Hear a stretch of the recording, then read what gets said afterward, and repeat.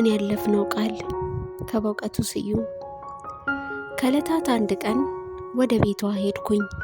ጥቅል ጎመን አርዳ እንጉዳዩን ጠብሳ ጋበዘችኝ ምሳ። ሙያዋን አደነቅኩ። ገበታው ሲነሳ ከአያቷ ተዋወቅኩ። አረጋዊት ናቸው እድሜያቸው የገፋ፣ ድሮ ልጅ እያሉ አይናቸው የጠፋ።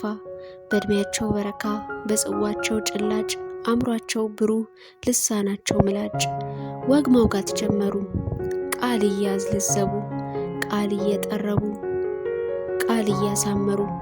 ሀረግ አለዝበው ዘይቤ እየነቀሱ፣ በጸጥታ ሞቶ ያላጀብ ተቀብሮ የተረሳ ታሪክ እየቀሰቀሱ። እንደ መቅረጸ ድምፅ ጆሮዬን ጠመድኩት። አጥብቆ ገረመኝ የአረጋዊቷ ወግ። ቅድም ከበላሁት ከእንጉዳዩ ዝልዝል የበለጠ ጣመኝ። ጸሐፌ ትእዛዛት ቸል ብለው ያለፉት፣ ዜና ተናጋሪዎች አይተው የቀደፉት።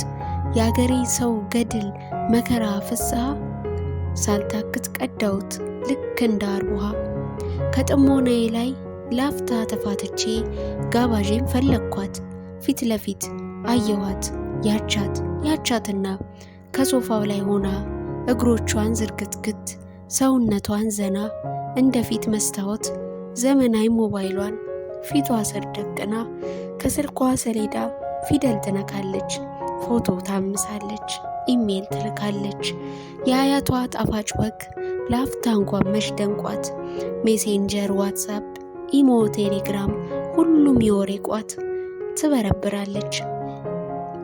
ከ10 ዓመት በፊት ለረፍት ከከተማ ወደ ገጠር ሄጄ ደጅ ላይ ማለዳ ፀሐይ ስር ተጥጄ አያቴ ብቅ ብሎ ከተቀመጥኩበት የወይራ ግንድ ላይ ራሱን አዳብሎ ያኔ ጎበሳለው ብሎ ወግ ሲወጥን አልባሌ ወሬ እኔን የማይመጥን የሰማው ይመስል በኃይል አዛግቼ ከካፖርቴ ኬስ ውስጥ መጽሐፍ አውጥቼ የማርከስ የፍሮይድ ምናልባት የኒቼ ገለብ ገለጥ ሳደርግ እሱ ይሁን አይቶ የጀመረውን ቃል አንጠልጥሎ ትቶ ለጥላት ነው መሰል እዚህ መቀመጥ፣ ወግድልኝ በለኝ እንዳልበጠብጥ ብሎ ይወገዳል።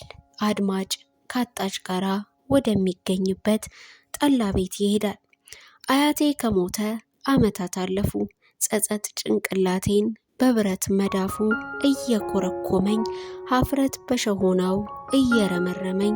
በራሴ ስበግን ምን ሆኜ ነበር ግን፣ ምን ነክቶኝ ነበር ግን በማለት አጥብቄ ራሴን ስረግም፣ ይኸውና ዛሬ ጋባዤን አየዋት ታሪኬን ስትደግም። አንድም በመሰልቸት አንድም በቸልታ፣ ወይ ባወኩሽ ናኩሽ አሊያም በወረት የያዝነውን ዳቦ ቆጥረነው ከኮረት።